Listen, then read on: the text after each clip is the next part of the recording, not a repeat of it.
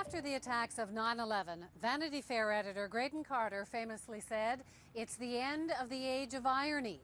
But now his thinking has shifted. We caught up with a Canadian-born editor at his office in Midtown Manhattan. It's been 10 years. I guess, what do you think has changed, and when is it time to move on?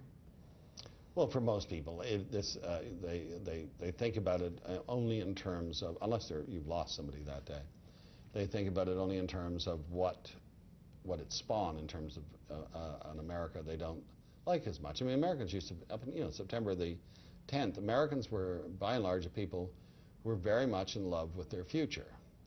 And now they tend to be a country, a people who are very romantic about their past.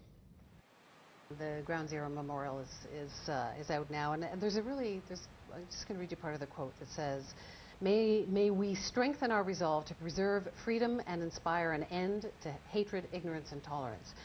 Just when we Canadians... Whose words are those? This is on the memorial, at Ground Zero. Those are the last words on the memorial.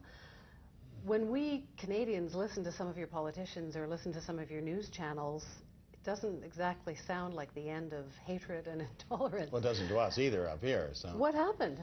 The country went off in a very strange direction after 9/11. I mean, it's funny because New York was a great place during that period. It was New Yorkers took care of each other. There was a certain sympathy for the for victims, and Washington used that as a great opportunity to grab power back. And we went off in all directions, and all in the wrong directions, and the country changed very much. In a negative way since September 11th. It seems almost as if the media has less power now. Why is that? I mean, this is the country that exposed Watergate. What happened? How did the media lose its grip?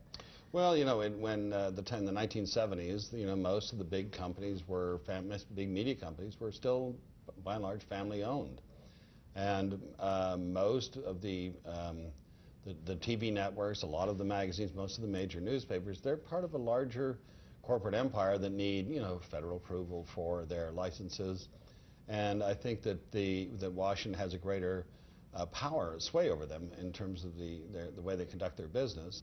The fact is the public has gotten less interested in these things, and they're much more interested in the antics of the Kardashian family and so the craziness of reality TV. The country is they're not paying attention.